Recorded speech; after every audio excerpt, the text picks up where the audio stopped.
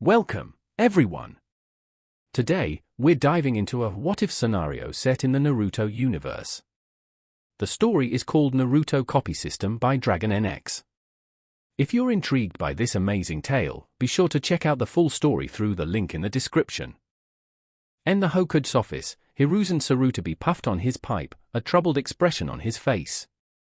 The sudden arrival of a delegation from Kirigakure, led by the third Mizukage himself, was unexpected. Hiruzen couldn't believe that the Mizukage had came to Konoha. He wouldn't dare visit another hidden village. If the village had ill intentions, even a powerful shinobi could be captured or killed. Unless you were at the level of Hashirama Senju or Madara Ucha, visiting another village was practically suicide. Although the delegation was led by the third Mizukage, Hiruzen wasn't entirely sure it was really him. The third Mizukage was shrouded in mystery. Even Hiruzen didn't know what he looked like. Kirigakure was an isolated village, rarely interacting with the mainland. And the third Mizukage was a reclusive leader. It wasn't surprising that Hiruzen didn't know him. Hiruzen pondered the situation. The door opened, and Dans entered, along with the two elders, Homura Mitokado and Koharu Utatane. Hiruzen had summoned them to discuss the third Mizukage's visit. You know why I called you here? The third Mizukage has suddenly visited Konoha.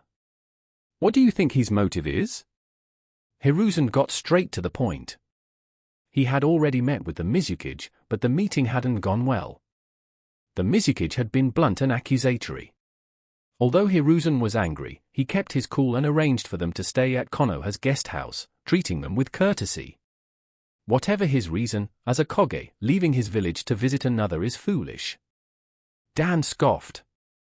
With Suna making moves against us, now is not the time to fight Kirigakure. Hiruzen looked at Dan sternly. This was one of the reasons he had summoned Dans, not just to discuss the Mizukage's visit, but also to warn him. Dans met his gaze and nodded. He wasn't stupid enough to act rashly. Attacking the Mizukage now would only bring trouble. Besides, he wasn't even sure if it was really the third Mizukage. He didn't believe the Mizukage would do something so reckless. Unless they had a very close relationship, a Koge wouldn't risk visiting another hidden village. Hokage-sama, the Kiri delegation requests an audience. A shinobi entered and announced. Hiruzen frowned, then nodded. Bring them to the meeting room. Let's go meet them. Hiruzen led Dans and the elders to the meeting room. The third Mizukage and several elite Genin were already waiting. It was indeed the Mizukage. The third Mizukage is quite young, Dans remarked, looking at the Mizukage. Indeed, compared to Hiruzen, the Mizukage looked much younger. Sandame Hokage, I'm here to demand justice. The Mizukage ignored Dans and glared at Hiruzen. Dan scowled but didn't say anything. He sat down, followed by Homura and Koharu. Hiruzen frowned. Konoha and Kiri had no conflict. What justice was the Mizukage talking about? Your Konoha shinobi infiltrated my village and stole our forbidden scroll. What do you have to say for yourself, Sandame Hokage? The Mizukage stood up, his eyes narrowed dangerously. Killing intent filled the room, prompting Konoha's Anbu to emerge from the shadows.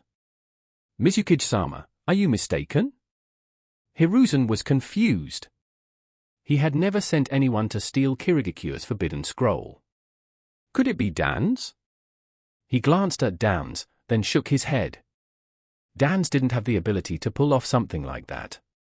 Honestly, even Hiruzen didn't think he could infiltrate Kirigakure and steal the forbidden scroll.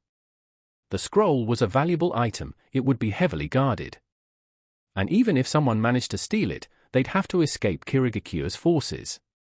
But seeing the Mizukage's fury, it seemed the scroll was indeed gone. HMPH, can't even protect your own village's forbidden scroll. Useless. Dan sneered. The Mizukage, who usually had a calm demeanor, was enraged. He slammed his hand on the table, shattering it. Hiruzen glared at Dans, then looked at the Mizukage. Mizukage-sama, how do you know it was a Konoha shinobi? The Sharingan. The Manjaki Sharingan. You can't fake that. Besides the Ucha clan of Konoha, who else possesses the Sharingan? Hiruzen's face hardened. Dan's and the elders also paled. Hand over the forbidden scroll, or Kirigakyu will declare war. The Mizukage's voice was firm. He had to retrieve the scroll, or his position as Mizukage would be in jeopardy. There were already dissenting voices in Kirigakyu, criticizing his leadership and calling for his removal. The other clans were eager for him to step down. If he did, they would have a chance to take his place. That was why he had risked coming to Konoha. He had to retrieve the forbidden scroll. Hiruzen took a deep breath.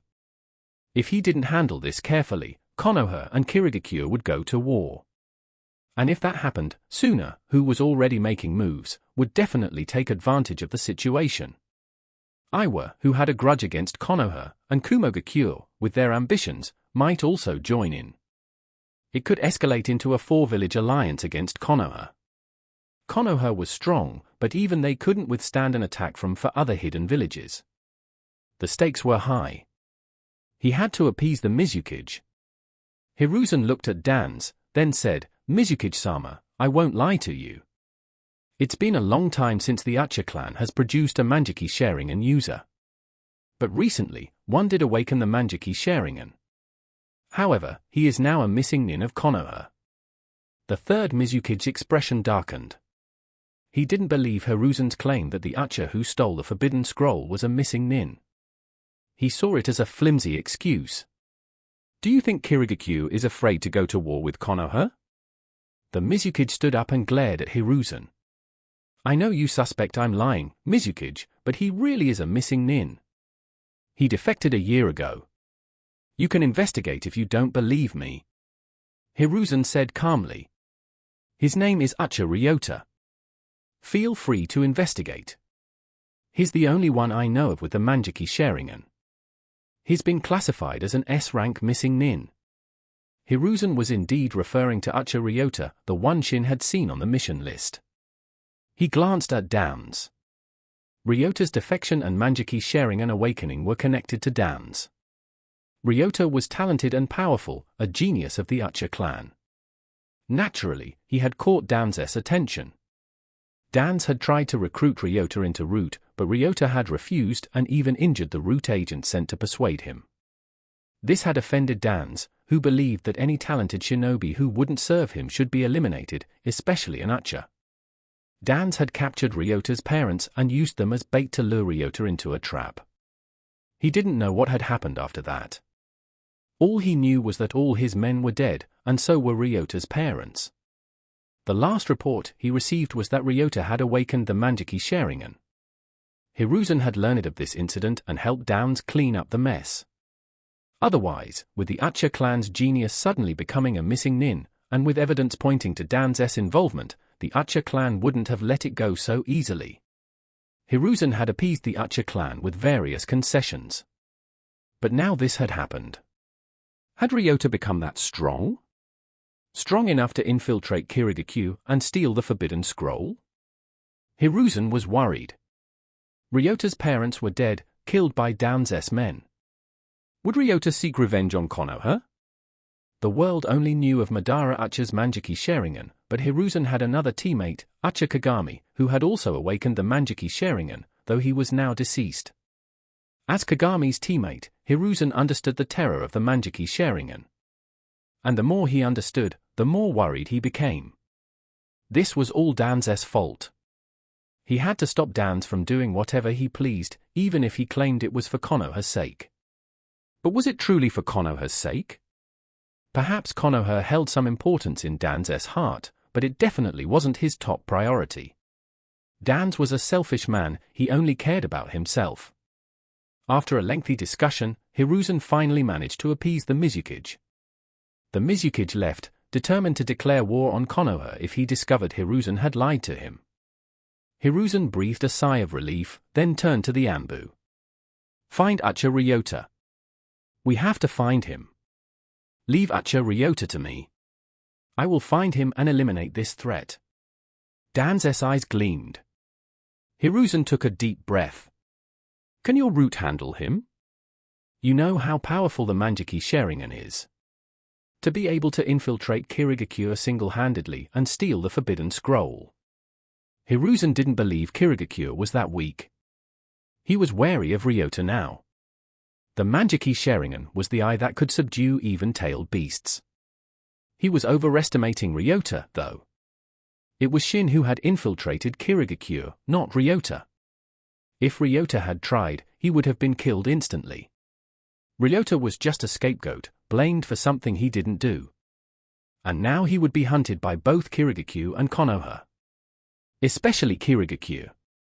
If they found him, even the Mizukage might personally pursue him. And if Shin learned that Ryota had the Manjiki Sharingan, he might hunt him down to copy it. Ryota's situation was tragic. He might as well change his name to Touch a Dead Meat. Meanwhile, the true culprit was still enjoying himself in the Land of Water. This croquette is disgusting. Shin tossed the croquette aside. It was made with squid meat and tasted fishy. Kushina and Mikoto also made faces and discarded their croquettes. How can you make croquettes with squid? Do they even know how to cook? Kushina complained. Look, they seem to be enjoying it. Maybe it's just their taste, Mikoto said. Just because they didn't like this strange croquette didn't mean others didn't. The takoyaki here is good, Shin. Try it. Kushina offered Shin a takoyaki ball. It is good. And cheap too. Anything seafood related was cheap in the Land of Water.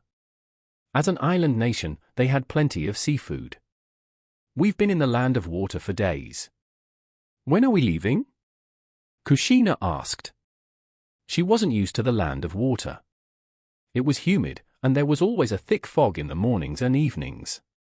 And the worst part was the fishy smell that blew in from the sea when it was windy. The locals were used to it, but Kushina wasn't. The Land of Whirlpools was also an island nation, but it was closer to the mainland and had a different climate.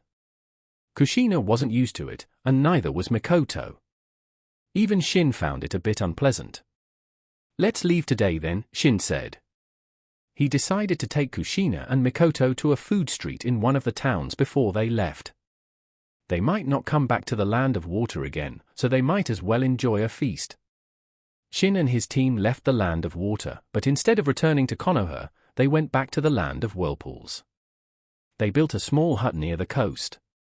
Kushina and Mikoto sparred on the beach, trying to gain combat experience. But it wasn't very effective. They were just sparring, they weren't using any dangerous jutsu or trying to kill each other. Shin sat by the shore, developing new jutsu. He wanted to create ice release jutsu. He had the ice release Kekkei Genkai, but he didn't know any ice release jutsu. He reviewed his knowledge of jutsu and recalled ice-based abilities from his past life. Those abilities could serve as inspiration. Perhaps he could adapt them into ninjutsu. There were many ice-based abilities, such as the Hi no Mi from One Piece, Death as Tegu from Akame ga Kill, and even the ice-manipulating stand, White Album, from JoJo's Bizarre Adventure. There were many powerful ice abilities, but replicating them with ninjutsu would be challenging. After much deliberation, Shin realized that adapting those abilities into jutsu wasn't something he could achieve in a short time. I'll have to create ice release jutsu based on existing jutsu. Shin sighed. He would have to put in some effort, but ice release was a powerful element, worth the effort. He used the multi-shadow clone jutsu to create 1,000 clones and set them to work, experimenting and researching ice release. Shin, are you sure you're okay? Mikoto approached him, concerned.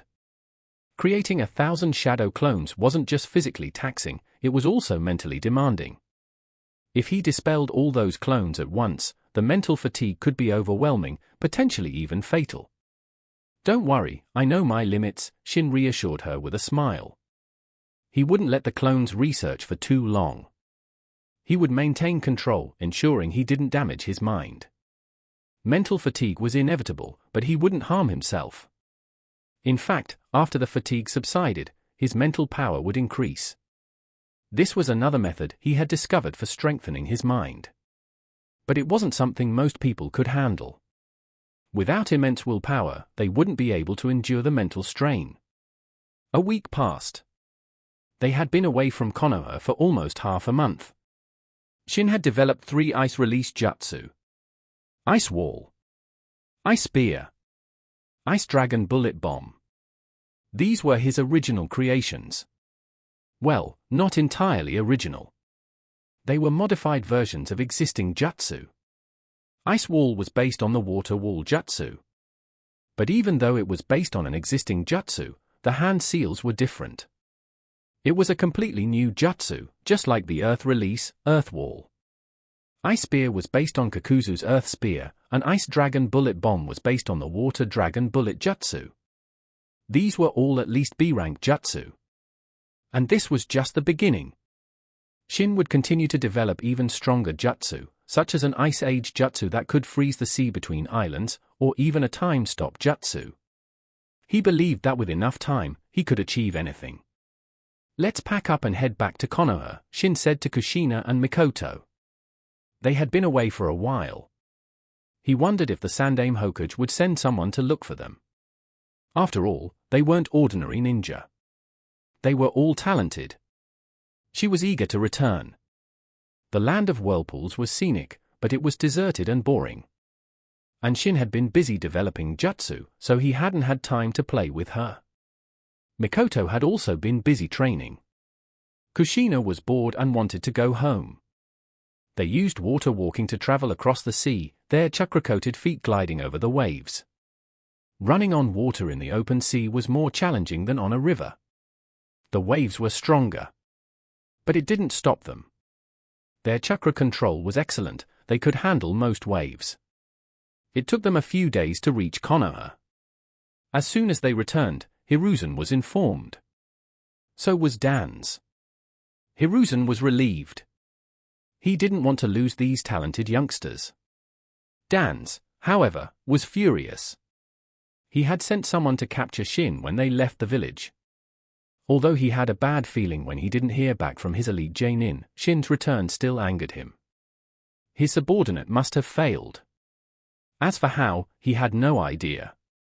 He wanted to capture Shin and his team and interrogate them, but Hiruzen was keeping a close eye on him. If he made any moves within Konoha, Hiruzen would find out. Dan's might be good at operating in the shadows, but he couldn't hide everything from Hiruzen. Shin and his team went to the mission assignment desk and completed their mission. After receiving their reward, they returned to the Senju compound. Hiruzen didn't summon them.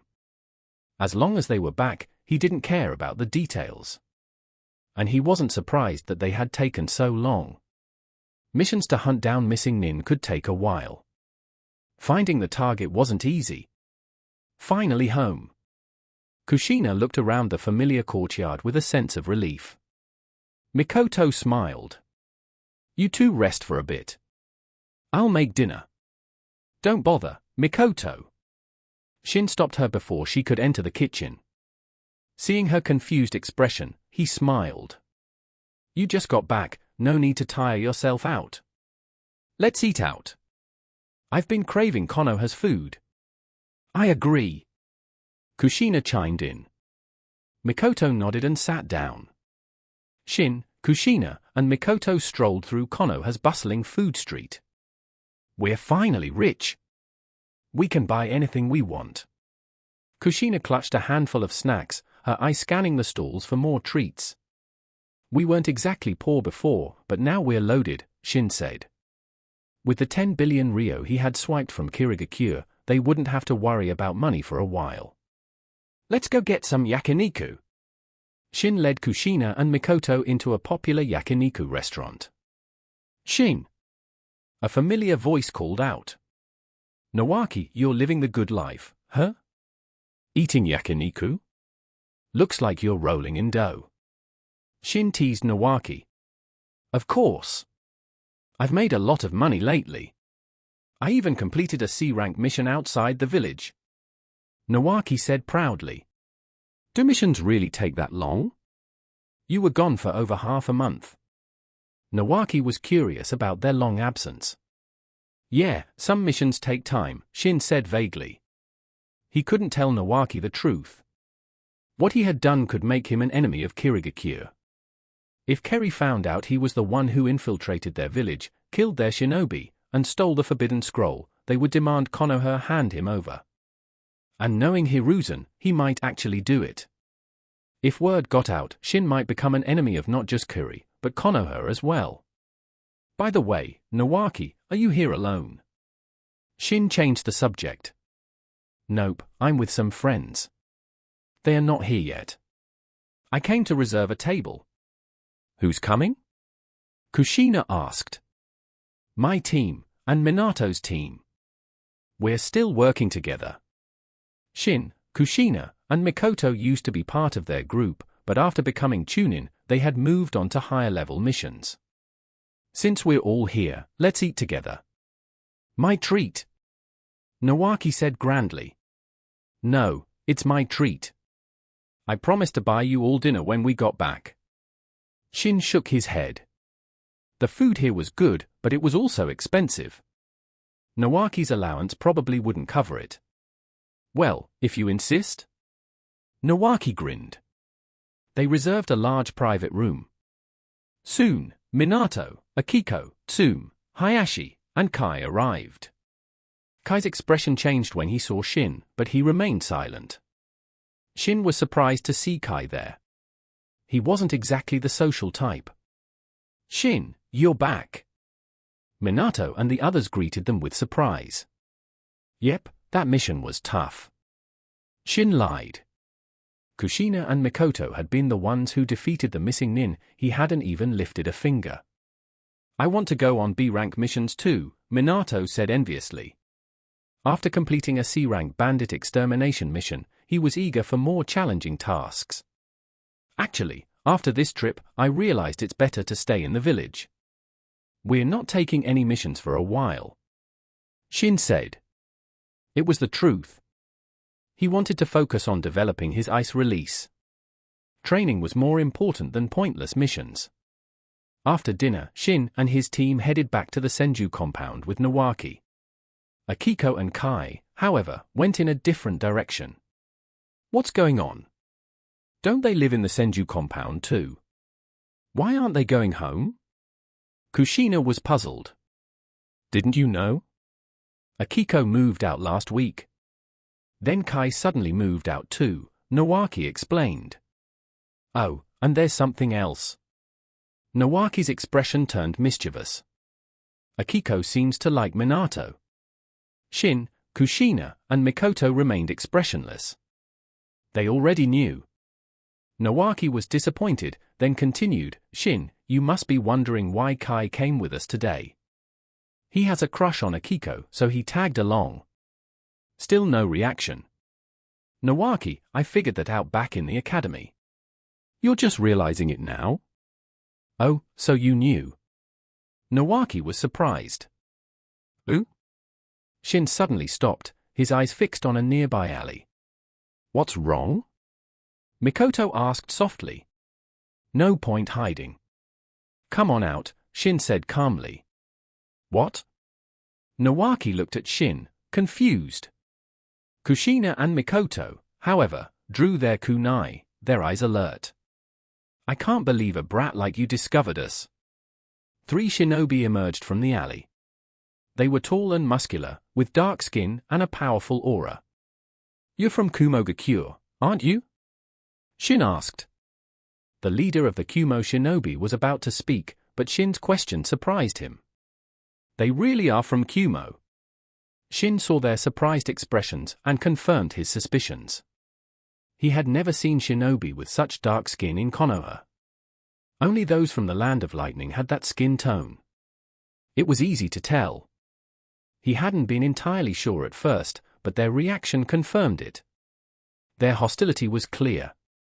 They were here for them, or rather, for the Uzumaki. In the original story, Kushina had been captured by Kumo. Even though the timeline had changed, it seemed Kumo was still targeting Kushina. Capture the 2 Uzumaki brats. Kill the other 2. Be quick. Don't attract the Anbu's attention. The Kumo leader lunged at Shin. In the dim alleyway, a wall of ice, shimmering with a pale blue light, blocked the Kumo captain's grasping hand. Ice release? The captain stared at the ice wall in surprise.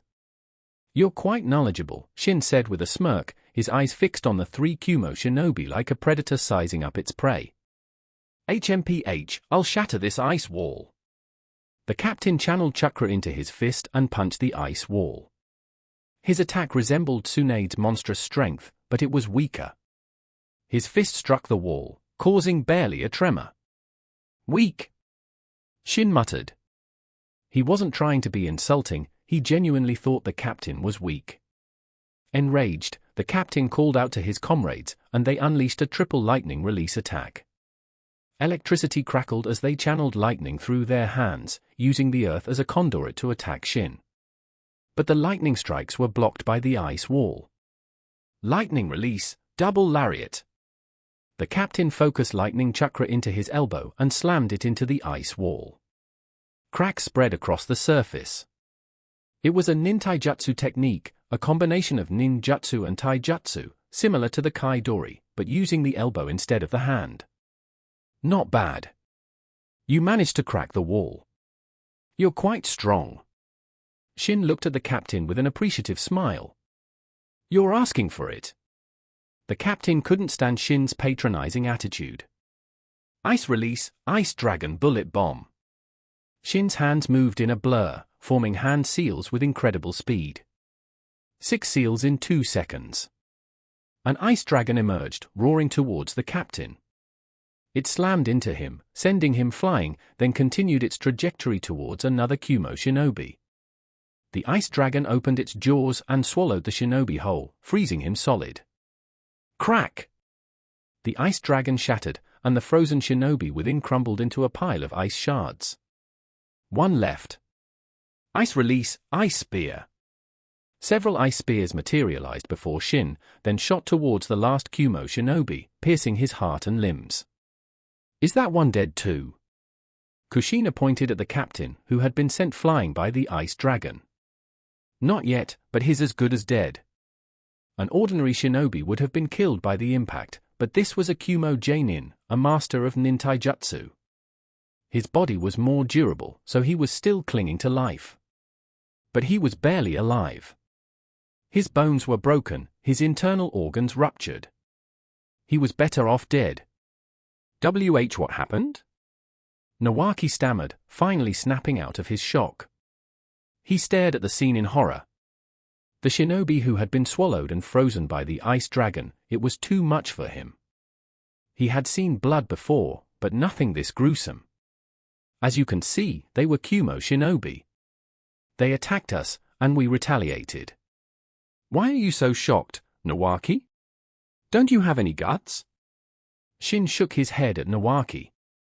Nawaki was bewildered. Shin, Kushina, and Mikoto seemed unfazed. Was he really that weak-minded? Kushina and Mikoto had witnessed far more gruesome scenes. They were somewhat desensitized to violence. "Let's wait for the Anbu," Shin said, sitting down. The commotion wasn't huge, but it wasn't small either. The Anbu would have noticed. Besides their main duties, the Anbu were always lurking in the shadows, protecting Konoha. Unless it was in a remote training ground or the forest, any significant disturbance would attract their attention. This was practically the center of the village. Attacking here was foolish. Shin frowned. They had just returned to Konoha, and these Kumo shinobi had attacked them. It was strange. "Shin, what are you thinking?" Mikoto asked. "I'm thinking their real target might not be us. This wasn't a good place for an attack. It was too close to the Hokage Tower, and the security was tight. Attacking here would attract attention. Or perhaps that was their goal. To distract Konoha's forces while their accomplices carried out their true objective. If Shin's guess was correct, their real targets were Kai and Akiko. He was right. That was their plan. Sacrifice 3 of their own to distract Konoha while the others captured their targets. Shin and his team hadn't been part of the original plan. When they formulated their plan, Shin and his team weren't even in Konoha. They had intended to attack Nawaki to draw attention. Nawaki was the grandson of Hashirama Senju. He was a potential threat, so they wanted to eliminate him. And even if they couldn't kill him, they could use him as a distraction while their accomplices captured Akiko and Kai. The three Kumo shinobi had been surprised to see Shin and Kushina. They had done their research before infiltrating Konoha. They knew Shin and Kushina weren't in the village. Their targets were Akiko and Kai. But seeing Shin and Kushina, they decided to capture them as well. Then, they became test subjects for Shin's new ice release jutsu. Nawaki had been lucky. If Shin and his team had returned a day later, he might be dead. Of course, he didn't know how close he had come to death. Shin, you think their real goal was to kidnap Akiko and Kai? Kushina and Mikoto were surprised by Shin's theory. It's just a guess. I'm not sure. But he was at least 80% sure. Should we go save them? Nawaki asked. How? If Shin's right, it's too late. They must have already made their move. I hope Akiko's okay, Kushina said. She didn't care about Kai, but she still hoped Akiko was safe. Shin also hoped Akiko was fine. The Ninetales hadn't been transferred yet. If something happened to Akiko, he and Kushina would be in trouble. Minato had left with them. Hopefully, he was strong enough to protect them. They examined the bodies of the three Kumo shinobi. Shin couldn't see their expressions behind their masks. What happened here? One of the Anbu questioned them. The others continued to inspect the bodies. We were attacked by Kumo shinobi. We killed them in self-defense. Oh, and they said their accomplices were going after Akiko and Kai. Shin reported. What? You, take them to the Hokuge's office. The rest of you, with me. The Anbu squad leader immediately left with 3 other Anbu. Akiko was under the Sandaime Hokuge's protection, she couldn't be harmed. He didn't have time to verify Shin's claims. If something happened to Akiko, it would be too late. You 3, follow me to the Hokuge's office. You need to report this to the Sandaime Hokuge. The remaining Anbu said to Shin and his team. Shin shrugged and followed the Anbu, Kushina and Mikoto trailing behind him. Nawaki also tagged along, not wanting to be left alone with the corpses. Shin's use of ice release had been exposed, but he didn't care. If he had wanted to keep it a secret, he wouldn't have used it against the Kumo shinobi. Ice release wasn't his trump card, not yet anyway. They arrived at the Hokuge's office, and the Anbu agent reported the incident to Hiruzen. Hiruzen immediately dispatched several Anbu squads to retrieve Akiko. He then turned his attention to Shin and the others. Shin, Nawaki, Kushina, Mikoto, are you all right? Hiruzen asked with concern. Thank you for your concern, Sandaime-sama. We're not injured. Shin looked at Hiruzen, knowing the Hokuge was about to get down to business. As expected, Hiruzen asked, Shin, those ice jutsu you used earlier. What was that? It's my Kekkei Genkai, Shin replied truthfully. Hiruzen was taken aback. Wasn't the Uzumaki clan's Kekkei Genkai the sage body? Had Shin developed a new Kekkei Genkai? Besides Kekkei Genkai like the sage body, Sharingan, and Byakugan, it was possible to develop new elemental Kekkei Genkai. By combining 2 different chakra natures, one could create a new type of jutsu. This was a Kekkei Genkai. Ice release was a combination of wind and water release. The Mizunashii clan of Kirigakyu also possessed ice release. And once a Kekkei Genkai was successfully developed, it could be passed down to future generations. Osi clan of ice release. You developed it yourself? Hiruzen asked. Yeah, I stumbled upon it by accident, Shin said casually. Hiruzen's lips twitched. This wasn't just genius, it was monstrous. He had never heard of anyone developing a Kekkei Genkai at the age of 10. He didn't know that Shin had copied the ice release. He assumed Shin had developed it himself. He didn't ask how Shin had done it. In the shinobi world, it was taboo to pry into someone's Kekkei Genkai or jutsu. Besides, developing a Kekkei Genkai often involved luck. Some stumbled upon it accidentally, while others spent their entire lives researching without success. It mainly depended on the ratio of the two chakra natures being combined. Even those who had successfully developed a Kekkei Genkai couldn't explain the exact process. They often experimented until they suddenly succeeded. So, luck was a factor. Even if Hiruzen asked, Shin couldn't answer. He hadn't developed the ice release himself. Ahum, Shin, are you married? Hiruzen suddenly asked. Shin stared at him, bewildered.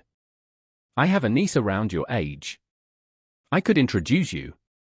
The temperature in the room plummeted.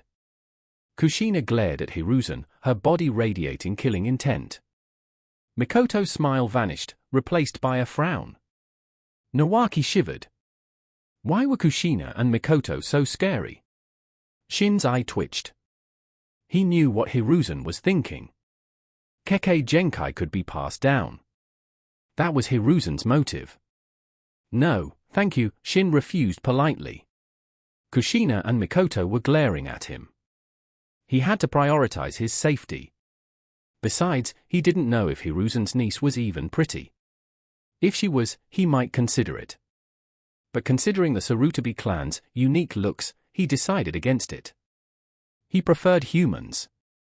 Hiruzen was embarrassed, but thankfully, several Anbu entered the room, saving him from further awkwardness.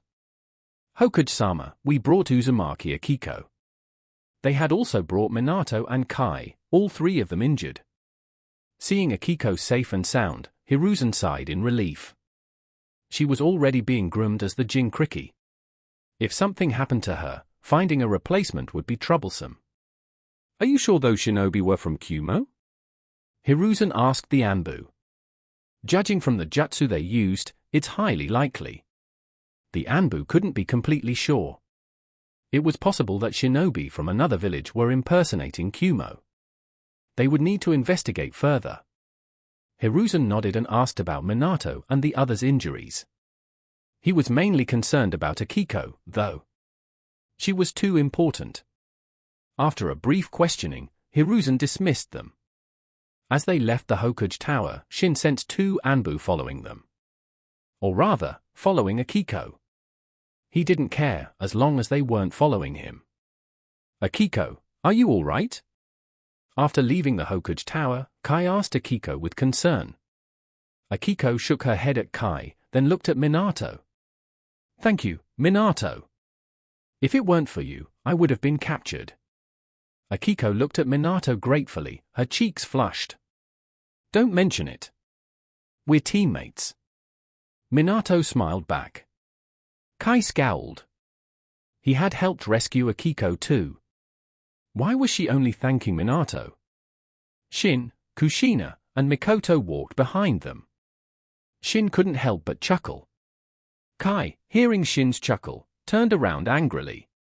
What are you looking at? Want to fight? Kushina threatened, raising her fist. Her threat wasn't very convincing, but Kai was intimidated nonetheless. Kushina had taught him a lesson before. He didn't want to repeat, especially not in front of the girl he liked. Shin and his team parted ways with Minato's team. Shin sensed the two Anbu agents following Minato and the others. Good. No one was following him. He didn't want to be monitored. Back at the Senju compound, Shin and the girls returned to Tsunade's courtyard, while Nawaki went to his own residence. It's late. Let's take a bath and get some rest, Shin said. He went to his room, while Kushina and Mikoto went to theirs. Shin lay on the tatami mat, but he couldn't sleep. I'll chat with the system and ask some questions. He called out to the system in his mind. System, are you there? Always at your service, Master. System, how are missions assigned? Shin asked. When he infiltrated Kirigakure and stole the Forbidden Scroll, he had expected the system to issue a mission, but nothing happened. System missions are random. The difficulty and rewards are also random. Shin was disappointed. He preferred patterns to randomness. System, can replication cards copy anything? Only divine replication cards can copy anything. common and advanced cards have limitations. Can you copy a person? Yes. The required card level depends on the person's strength. Kage level or above requires a divine replication card. With a divine card, even a world can be copied. All things can be copied. Shin was surprised. The difference between advanced and divine cards was vast. What level of card would I need to copy myself? Shin asked curiously. Due to your perfect sage body, you would require a divine replication card. Shin nodded. He was just curious, he wouldn't actually copy himself. Everyone wanted to be unique. System, I think there should be more card levels. He felt the gap between advanced and divine cards was too large. You can anticipate a system upgrade, Master. After the upgrade, there might be new card levels between advanced and divine. So the system can be upgraded? When will that happen? I do not know, Master. Shin sighed. The system was powerful, but it lacked replication cards. He currently had 2 cards left, one common and one advanced. He couldn't use the advanced card carelessly. He planned to use the common card to copy either ocular power or physical abilities. As he chatted with the system, he drifted off to sleep. The next morning, after refining chakra for a while, he heard a knock on his door. Shin, why are you so lazy today? Kushina entered, and Shin stopped his chakra refining. Unlike martial arts training, chakra refining couldn't be disrupted. Kushina, why did you barge in like that? What if I wasn't dressed? Shin said, exasperated. So what? I've seen it all before. Kushina blushed slightly, then shrugged. She had indeed seen everything when they were younger. But that was then. Now, even though they weren't that old, they were practically adults by shinobi standards. I haven't been to your room in a while. Kushina pounced on Shin, tackling him to the tatami mat. Knock knock. What are you two doing? Mikoto stood at the door, knocking gently. Kushina jumped up, flustered, as if she had been caught doing something wrong. Then she realized she hadn't done anything wrong. If you don't come out for breakfast soon, it'll get cold, Mikoto said calmly. Shin didn't sense anything unusual in her tone, but Kushina felt a hint of danger. They went out for breakfast. Afterwards, Shin went to the small training ground in the courtyard. He continued to experiment with ice release. It had so much potential, as did every element, as long as the user could realize it. Developing jutsu wasn't easy. Only geniuses could do it, and the process was tedious. But Shin could handle the tedium. Taijutsu training was even more monotonous and tiring, yet he had persevered for years. Kushina and Mikoto were also training diligently. They wanted to be able to help Shin. During the Kirigakyu incident, they had been helpless, forced to wait anxiously for Shin's return. They would rather face danger with him than worry about him. They were currently sparring. Mikoto, you're attacking so fiercely. Kushina dodged a sudden fireball jutsu and pouted. You're not holding back either. I won't go easy on you. I'm always serious in a fight. Mikoto smiled. She recalled the scene she had witnessed that morning of Kushina pouncing on Shin, and her attacks intensified. Mikoto, you lost again. Kushina looked at the exhausted Mikoto. Kushina had won their spar. Mikoto was no match for her. Unless Mikoto awakened the Manjiki Sharingan, she would always be at a disadvantage against Kushina in taijutsu. But Mikoto's Sharingan was only at the Tutomo stage. The Manjiki Sharingan was still a distant goal. I lost again? Mikoto sighed. She had never won against Kushina, even in a spar. It was frustrating. You're already very strong, Mikoto. Your strength is around Tokibetsu Jainin level. In a year or two, you'll reach Jainin level. Shin comforted her. Jainin was a level many shinobi could never reach. Mikoto was already a genius. Of course, this was also due to her hard work and Shin's guidance. Talent alone wasn't enough. 2 months passed.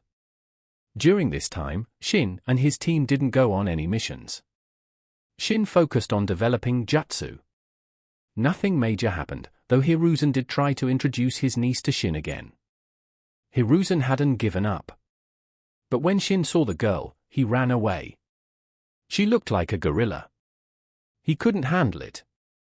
Kushina and Mikoto chased her away before Shin could even say anything. Something feels off in the village today. Shin, Kushina, and Mikoto were strolling through the village. They needed a break from training. But as they walked through the streets, Shin noticed something was amiss. Many shinobi were hidden in the shadows. The entire village seemed to be on high alert. "What's wrong?"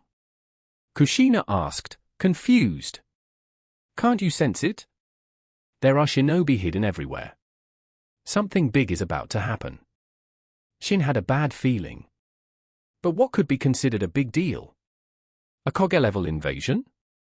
No one below Sannin level would dare invade Konoha. They'd be crushed. Konoha might not be at its peak, but it was still several times stronger than it would be at the start of the main storyline. It must be the Ninetales. Shin's eyes narrowed. The only thing that could warrant such a high level of security was the strongest of the tailed beasts, the Kaibi. Perhaps the Jinkriki transfer ceremony was about to begin. Shin didn't tell Kushina and Mikoto. There was no point in them knowing. After a relaxing stroll through the village, they returned home in the evening. They had bought many high-quality ingredients. Mikoto had been experimenting with cooking lately. They were going to have a feast. In a hidden area behind the Hokage rock, Hiruzen stood with a solemn expression. He wasn't wearing his Hokage robes. He was dressed in battle attire.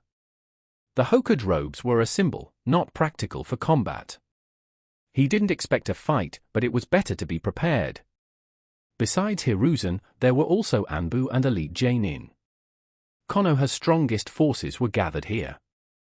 Shin had guessed correctly. The Ninetales transfer was about to take place. They were going to seal the Kyuubi into a Kiko. "Maito-sama, are you sure we should do this now? You can still hold on for a while longer," Hiruzen said to Uzumaki Maito. Maito opened her eyes and shook her head. "We have to complete the transfer while I can still suppress the Kyuubi. Otherwise, it will be a disaster." Hiruzen remained silent. He hadn't witnessed the Ninetales' power himself, but he had heard stories. The Ninetales was the strongest of the tailed beasts, its power surpassing that of the other 8 combined. If Hashirama Senju were still alive, they wouldn't need to be so cautious. To Hashirama, the Kyuubi was practically a pet. He had treated the tailed beasts as pets, while Madara Uchiha had seen them as beasts. To them, the tailed beasts were nothing special. But to other shinobi, the Ninetales was a terrifying monster. "Akiko, are you ready?" Maito asked seriously. Akiko clenched her fists and nodded. She couldn't deny she was nervous. "Akiko, the Kyuubi isn't inherently evil. I hope you can guide it to the right path," Maito said. "I will, Maito-sama." "Good. Let's begin." Maito didn't hesitate any longer. She formed hand seals and released the seal on her body. Crimson chakra seeped out, and a malevolent aura filled the air. Hiruzen's expression turned grim. "Sealing team, prepare," he shouted. The Ninetales chakra, even a small amount, was overwhelming. The Fu symbol seal was released, and the Kyuubi emerged, its massive form towering over the prepared Jainin. Roar! The Ninetales roared, its voice and chakra shaking the entire village. Even Hiruzen felt suffocated. What a monster! Shin, eating dinner at home, sensed the Kyuubi's chakra and looked towards the mountain. "What's that?" Kushina and Mikoto asked, confused. The chakra was so immense that even they could sense it. Most shinobi in Konoha could. "It seems my guess was right. It's none of our business. Let's eat. This cola chicken is delicious." Shin held up a chicken wing, unconcerned about the Ninetales transfer. Kushina and Mikoto, although curious, continued eating. While they enjoyed their dinner, Hiruzen was panicking. The Kyuubi was more ferocious than he had imagined. The sealing team couldn't contain it. The Kyuubi lunged at the Konoha shinobi, its fangs bared. It hated them with a passion. It had been living a carefree life, then Hashirama had captured it and sealed it away. Its resentment was immense. Adamantine sealing chains. Several chakra chains erupted from Mito's back, binding the Kyuubi and restricting its movements. The Uzumaki clan had incredible life force. Ordinary Jinkriki died the moment the tailed beast was extracted, but Mito was different.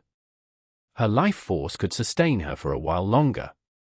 The mountain-sized Ninetales was firmly bound by the adamantine sealing chains, unable to move.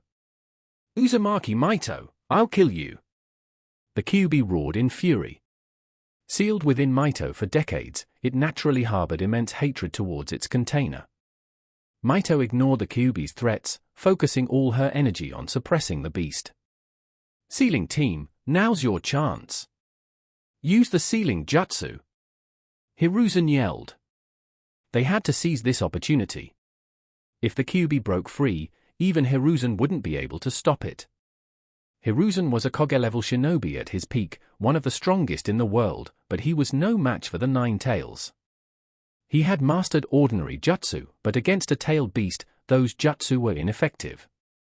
Unless he used the dead demon consuming seal, but that was a suicidal jutsu. Would he risk his life? Hurry! Don't let the Kyuubi use Bijdama, tailed beast ball. Mito yelled to Hiruzen. She was losing control. Extracting a tailed beast drained the host's life force.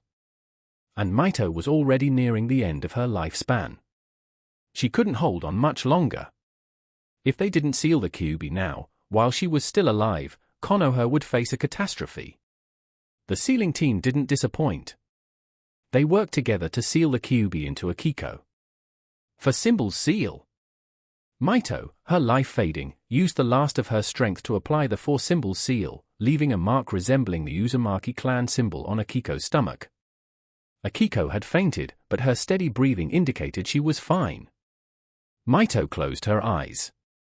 After applying the seal, she breathed her last.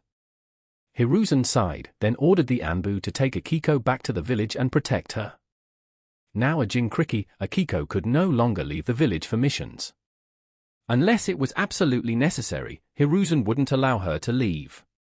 She was now Konoha's weapon. 3 days later, Konoha held a funeral for Mito. The entire village attended. Tsunade, who had been deployed to the border, returned for the funeral. "Tsunade's not taking this well, is she?" Shin watched Tsunade, who had been silent since returning from the funeral. He wanted to comfort her, but he didn't know what to say. He wasn't good at comforting people. "I knew this day would come, but it still hurts." Tsunade slumped over the table, her emotions a mix of grief and anger. The Ninetales transfer, such a major event involving her grandmother, and they hadn't even informed her. She didn't even get to say goodbye. Shin looked at Tsunade, unsure how to help. He shook his head and left the room, giving her some space. "Weren't you going to comfort her? Why are you back?" Kushina, who had been chatting with Mikoto, asked Shin. "I'm not good at that kind of thing," Shin said with a helpless shrug. 2 days passed. Tsunade was no longer consumed by grief. News of Mito's death had spread throughout the shinobi world. "Are you sure Uzumaki Mito is dead?" The third Keisukage asked the reporting shinobi. "Yes, Keisukage-sama. They held a funeral for her a few days ago." Konoha wouldn't joke about something like this. "Chiyo, what do you think?" The Keisukage turned to the woman standing beside him. This was Chiyo, Suna's advisor, around the same age as Hiruzen. "Suna has been preparing for so long. We haven't attacked because the timing wasn't right. I believe now is the perfect opportunity to strike Konoha," Chiyo said seriously. Suna had been facing off against Konoha at the border for months, waiting for the right moment. And now, the opportunity had arrived. A few days ago, they had finally convinced the third Tsukikage, Noki, to join them in attacking Konoha. And with Mito's death, Konoha's strength had been significantly weakened. Mito was the Ninetales Jinkriki. This wasn't a secret. Now that she was dead, and with the new Jinkriki still adjusting, the Ninetales was effectively out of commission. It was like their nuclear weapon had been temporarily deactivated. This was their chance. By the way, have we reached an agreement with Omegacure? Chiyo asked. No. Hans refuses to cooperate. He wants to forbid us from entering the Land of Rain. The Kazekage was furious. Hans might be strong, but that didn't give him the right to disrespect Suna. If Hans refuses to cooperate, then we'll ignore him. I don't believe that little Omegacure would dare oppose Suna. Chiyo's eyes flashed with determination. She wasn't the frail old woman she would become in the future. Then I'll leave this to you, Chiyo. The Kazekage said. He wouldn't be leading the forces from the front lines. As a Koge, he wouldn't participate in battle unless it was absolutely necessary. Chiyo nodded. After the Kazekage returned to the village, she and her brother, Ibizo, led the Suna forces across the border into the Land of Rain. They had already agreed with Noki to attack the Land of Fire from the Land of Rain. The Land of Rain would become the battleground for the three great nations. As for Omegacure's opinion, they had no say in the matter. The weak were always at the mercy of the strong. After months of stalemate, the Second Shinobi World War finally began, initiated by Suna. Chiyo sent a team of elite Genin to launch a surprise attack on the Konoha forces stationed at the border. Caught off guard, Konoha suffered heavy losses. Then the main Suna force arrived, led by Chiyo herself. Konoha was forced to retreat. After months of stalemate, the Konoha shinobi had grown complacent. That was why they were so easily defeated in the surprise attack. Suna occupied Konoha's former base and seized a large amount of supplies. They had gained a significant advantage. Hiruzen slammed his fist on the desk in fury. The news of the Suna attack had reached Konoha. The bastards! Mito's funeral had just ended, and they were already making their move. The Suna attack had resulted in over 100 Konoha shinobi dead and 300 injured. Many of the injured were poisoned. If they didn't receive treatment soon, the death toll would rise sharply. 300 was a significant number. A small hidden village might not even have that many shinobi. Inform Tsunade. Tell her to head to the front lines. Hiruzen ordered an Anbu agent. According to the reports, Chiyo's poison was potent. The medics on the front lines could only slow its effects, not cure it. Tsunade was Konoha's best medic. She was the only one who could handle this. Yes, Hokage-sama. An Anbu agent hidden in the shadows vanished to relay the message. Knock knock knock. Come in. A white-haired Anbu with a sword strapped to his back entered and bowed. Sakumo, you are relieved of your duties as Anbu commander. I have a more important mission for you, Hiruzen said gravely. Sakumo Hatake was Kakishi's father. Besides Hiruzen, he was the strongest in Konoha. He wasn't much older than Hiruzen's 3 disciples, but he was far stronger, already at Koge level. A true genius. Your orders, Hokage-sama. Sakumo had no objections to being removed from his position.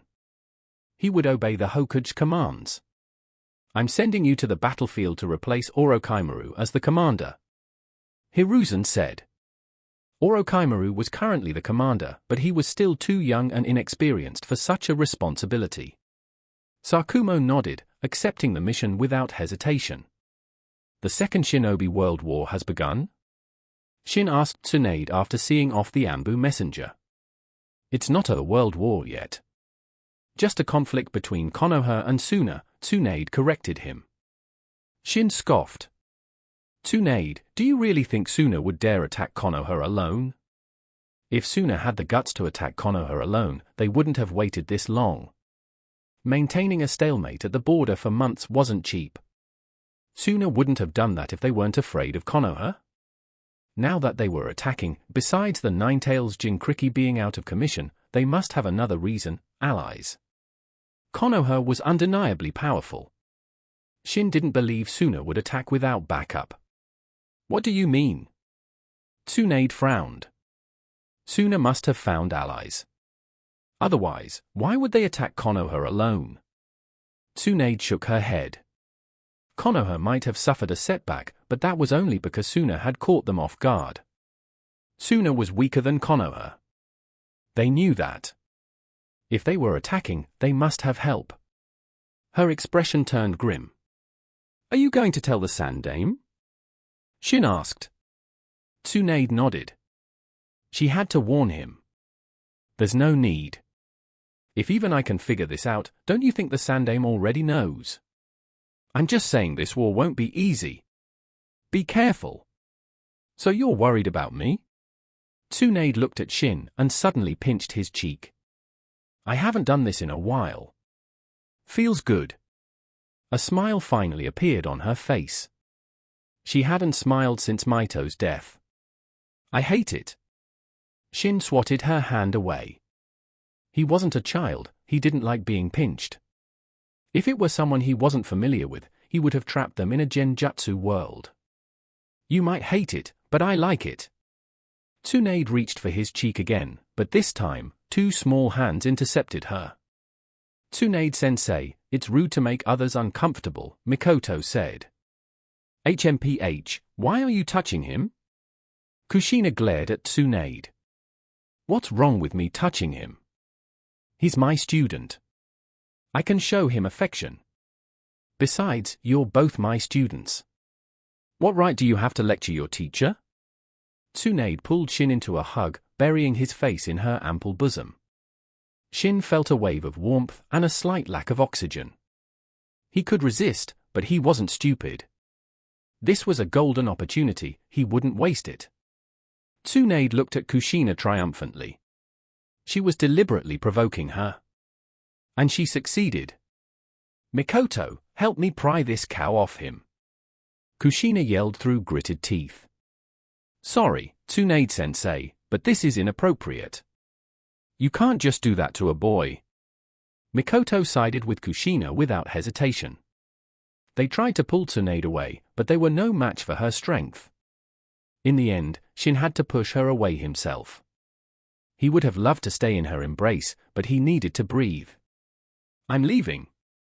You three stay in the village. Don't go anywhere. Tsunade said, then left for the battlefield. They didn't know when she would return.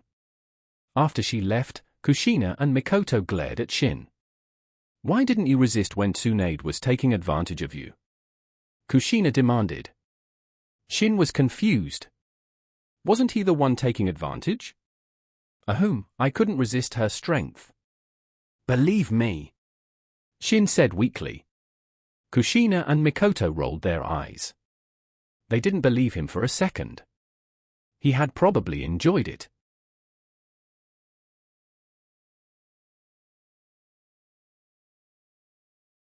Thanks for watching. I hope you enjoyed this chapter of What If Naruto's Ancestor Had the Copy System? There's so much more to come as Shin's journey unfolds, and if this video gets enough views, the next part will be coming soon. Don't forget to like, comment, and subscribe to stay updated. Let me know what you think in the comments, your feedback means a lot. See you in the next one.